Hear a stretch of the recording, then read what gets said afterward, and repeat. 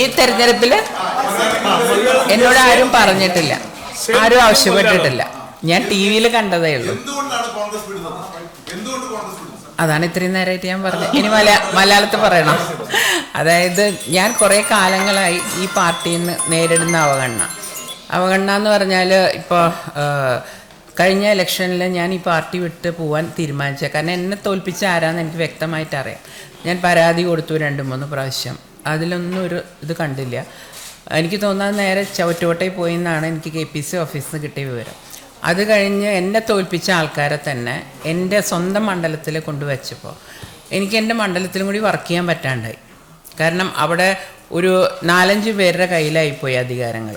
കാരണം അവരൊക്കെ അവിടെ പല നേതാക്കളാണ്. അപ്പോൾ അവരുടെയൊക്കെ ആളായിട്ട് നിന്നിട്ട് എന്നെ വല്ലാതെ ദ്രോഹിച്ച് എനിക്ക് തൃശ്ശൂർ പോകാൻ പറ്റാണ്ടായി തുടങ്ങിയ അവസാനം. അതുകൊണ്ട് കുറച്ച് നാളുകളായിട്ട് ഞാൻ ഇതിന്ന് മാറി നിൽക്കുകയായിരുന്നു. അപ്പോൾ സത്യം പറഞ്ഞാൽ ഞാൻ ഇങ്ങനൊരു ഇതല്ല ഞാൻ ആലോചിച്ചത്. ഞാൻ പാർട്ടിയിൽ നിന്ന് മാറി രാഷ്ട്രീയം അവസാനിപ്പിച്ച് പോയാലോ എന്ന് വരെ ഒരു സമയത്ത് ഞാൻ ആലോചിച്ചിരുന്നു. പിന്നെ ഈ പറഞ്ഞ മാതിരി ഇങ്ങനെ വന്നു ഇതിൽ ചേർന്നു. ഇത്രയുള്ള അല്ലാണ്ട് പ്രത്യേകിച്ച് ഇതായിട്ടോ ഒന്നുമില്ല. പിന്നെ മോദിജിയുടെ കാര്യത്തിൽ എനിക്ക് അത് രാഷ്ട്രീയമല്ല, ഒരിക്കലും രാഷ്ട്രീയമല്ല. അദ്ദേഹത്തിൻ്റെ ആ ഒരു കഴിവും ആ ഒരു ലീഡർഷിപ്പും എന്നെ എന്നും ആകർഷിച്ചിരുന്നു. അതുകൊണ്ടായിരിക്കാം ഞാൻ ചിലപ്പോൾ ഇങ്ങനെ ഒരു തീരുമാനം എടുത്തത്.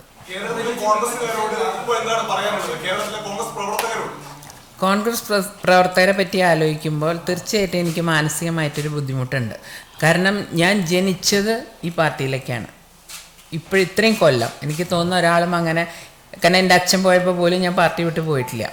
അപ്പോൾ എത്രമാത്രം മാനസിക ബുദ്ധിമുട്ടുണ്ടായിട്ട് വേണം ഞാൻ ഈ ഒരു പാർട്ടി മാറാൻ എന്നുള്ളത് അവർക്ക് മനസ്സിലാവും. എന്നെ നേതാക്കൾക്ക് മനസ്സിലാവില്ല എന്നുള്ള എൻ്റെ കാര്യമല്ല.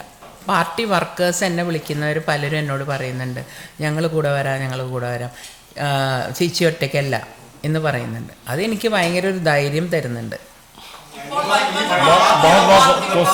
नो क्वेश्चन है सर, थैंक यू सर सामने देखिए।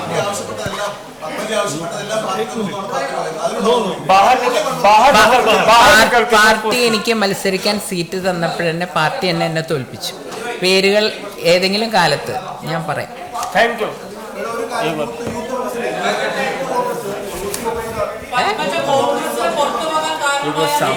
अरे